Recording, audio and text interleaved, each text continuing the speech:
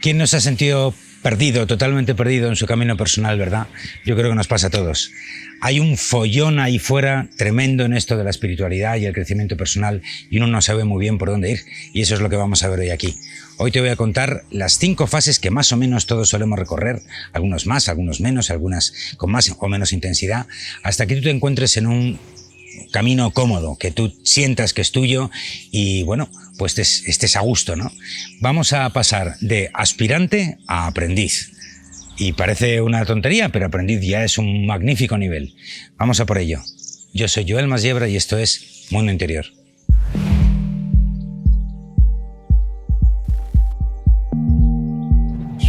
Bueno, la primera de las fases es la más difícil de todas y se llama estar perdidos en el bosque. Estar perdidos en el bosque, uno empieza a buscar y resulta que es increíble la cantidad de opciones, caminos que hay ahí fuera. Hay tantas que uno no sabe cuál es la buena, cuál es la mala, pregunta a uno, pregunta a otro, uno te dice que por aquí, el otro te dice que por allá. Entonces, indudablemente esta es la fase donde te vas a sentir más perdido, yo creo. Picoteas aquí y allí y nunca sabes si realmente eso que estás dejando a un lado es la auténtica vía y la estás cogiendo por esta otra que parece que no lo es, ¿no? Bueno, pues ahí es donde tienes que empezar a, de alguna forma, empezar a desarrollar tu primer superpoder, ¿no? Que son las sensaciones. ¿Qué sensaciones te produce un camino u otro? Y para eso la única forma de hacerlo es probarlo. Tienes que probarlo. Desde las religiones más clásicas hasta los caminos más irreverentes, debes probarlos. Aquellos que te llamen la atención, pruébalos. Pruébalos un ratito, a ver cómo cómodo te sientes. Esto es muy importante porque obviamente la gente que suele estar, sobre todo en los presenciales, ¿no? El lenguaje que se utiliza, la música que se emplea para ciertas actividades, pues te va a resonar más o menos.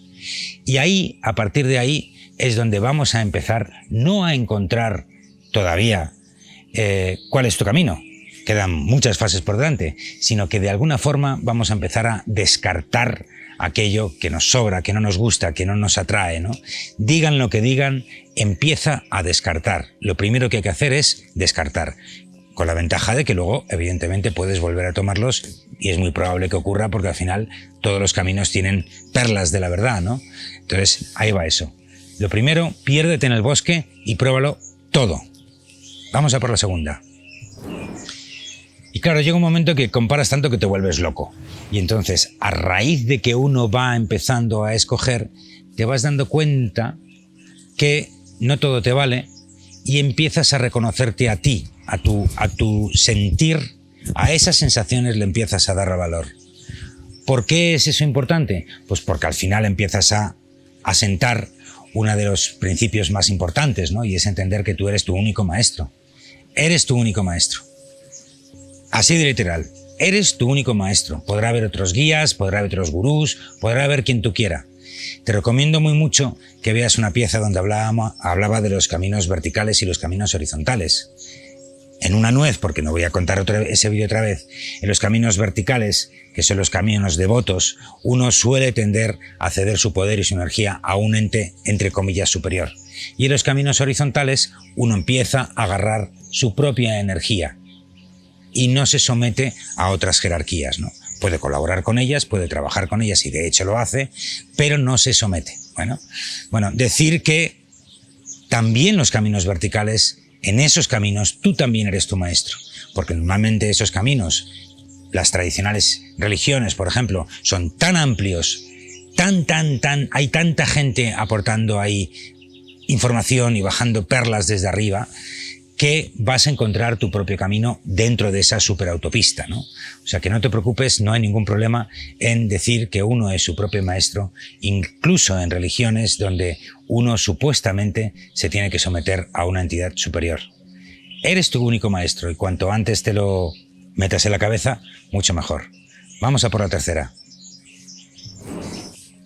En la tercera fase uno empieza a mosquearse, ¿no? Porque las cosas empiezan a cambiar. ¿Qué es lo que empieza a cambiar? Uno empieza a percibir señales del entorno, las famosas señales. La vida me habla, he tenido un sueño, esto, lo otro. Pero no tienen por qué ser cosas tan asentadas como sueños, ¿no? No me refiero tanto a esas señales, sino que dentro del sueño ocurra algo que a ti te ha llamado mucho la atención. O de repente hay una serendipia en tu realidad que hace que digas, un momento, ¿qué pasa aquí, no? Bueno, no me voy a meter hoy al fondo del tema de las señales, pero sí hay que dar ahí un par de truquillos, ¿no? En primer lugar, saber que las señales de alguna forma es como el universo está volviendo a hablar contigo.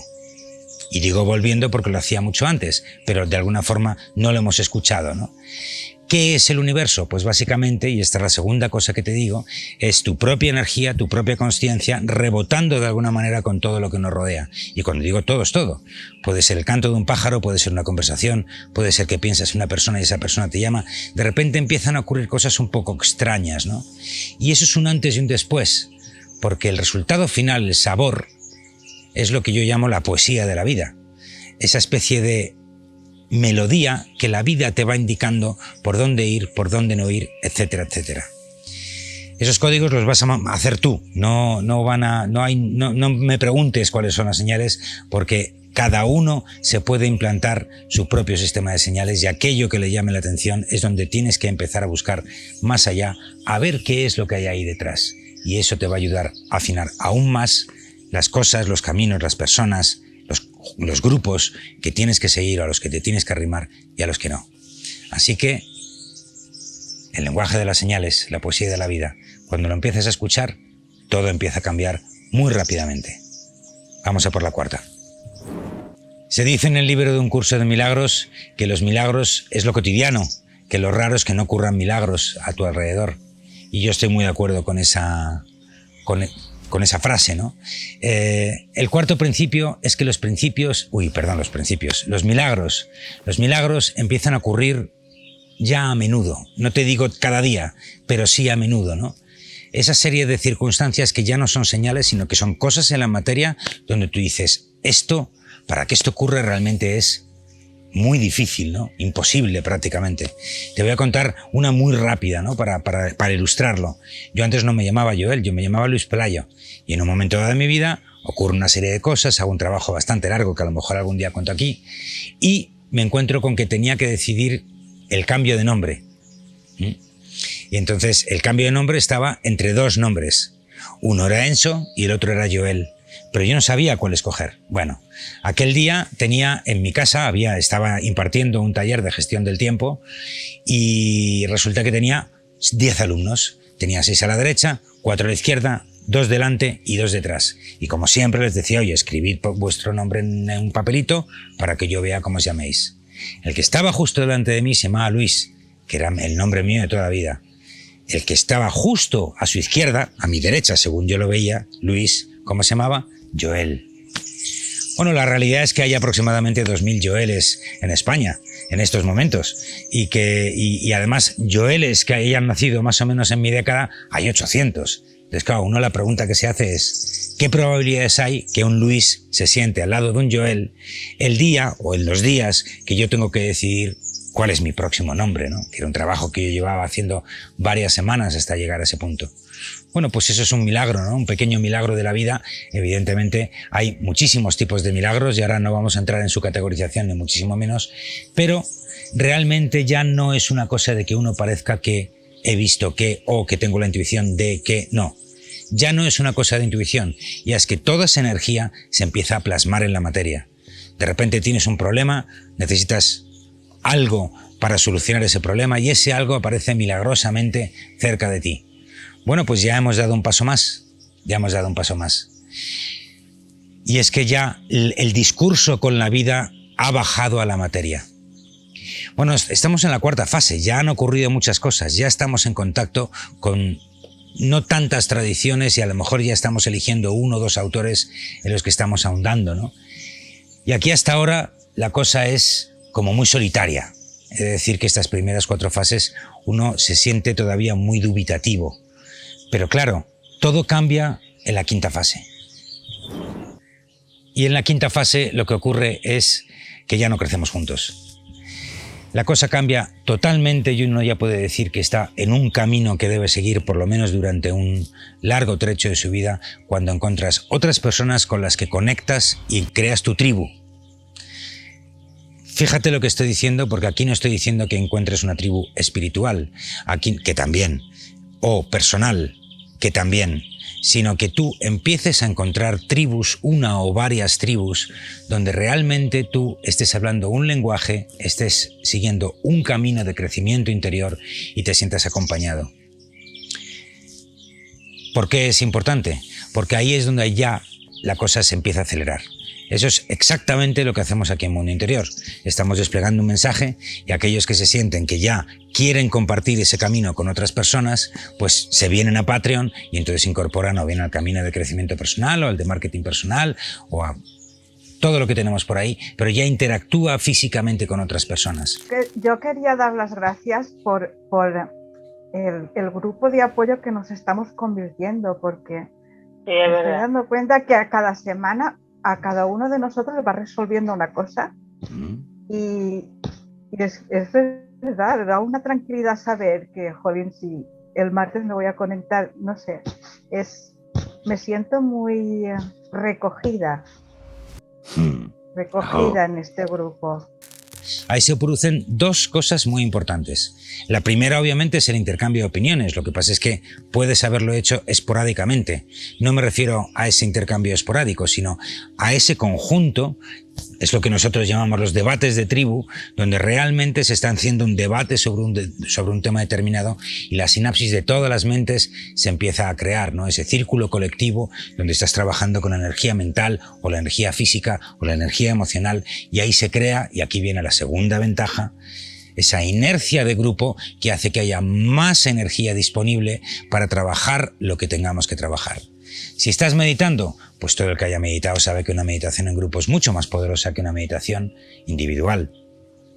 Si estás trabajando la meditación, si estás en un debate más intelectual, pues entonces pasa lo mismo, ¿no? Es decir, el escucharnos los unos a los otros como uno y otro van aportando sin las trabas del ego, la personalidad o los rangos y todas estas cosas que pertenecen más al mundo de la materia y el ego, entonces se avanza mucho más rápido.